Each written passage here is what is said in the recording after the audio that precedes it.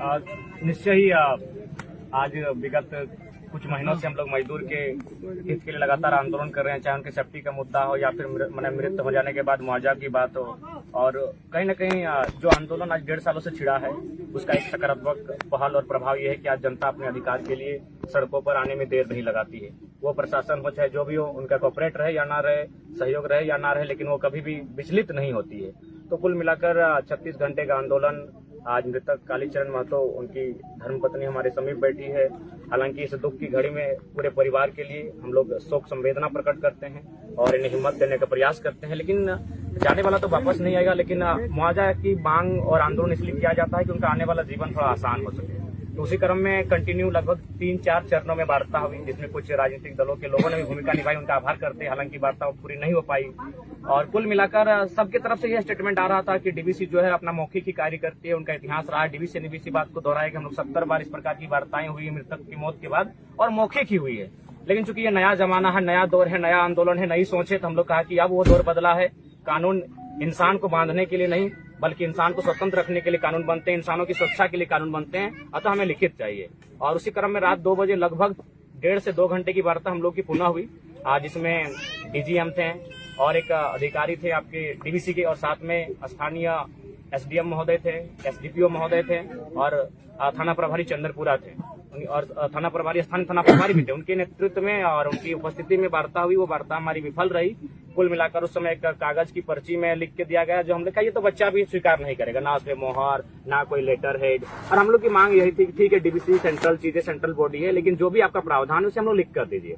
और डीवीसी बार बार कंटिन्यू अपना राग अलाप रही थी कि हम लोग 70 आंदोलन ऐसा हुआ है, हम लोग हमेशा मौखिक आश्वासन दिए और काम किए हैं। हम लोग बोले देखिए अब हमें लिखित चाहिए। और फाइनली सबसे पहले बात, जितने भी स्थानीय लोग जुटे हैं इस परिवार का साथ देने के लिए, उनका आभार प्रकट करते हैं।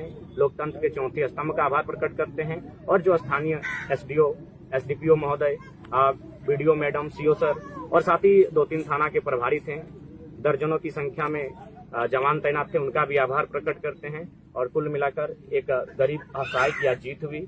और आपके मंचन के माध्यम से हम यही चाहते हैं कि बार बार हम लोग मजदूरों की मौत पर क्यों आंदोलन करें। हम लोग को भी मजदूरों की मौत पर आंदोलन करके मतलब अपने आप को स्थापित करना अच्छा नहीं लगता है। लोग मानते हैं, उम्मीद लगा के बैठे हैं, लेकिन हमें भी अच्छा दिल से कहते हैं हमें मौत के मुआवजा पर लड़ना अच्छा नहीं लगता है। इसीलिए कंपनी जो भी है वो सेफ्टी का काम करे, चाहे डीवीसी रहे, वेदांता रहे, डालमिया रहे या इलेक्ट्रो स्टील रहे। जहां जहां हम लोग आंदोलन के लिए गए हैं, कंटिन्यू मौत की खबरें आती हैं, तो हम लोग चाहेंगे कि हम लोग को मौत के आंदोलन में हमें ना कूदें।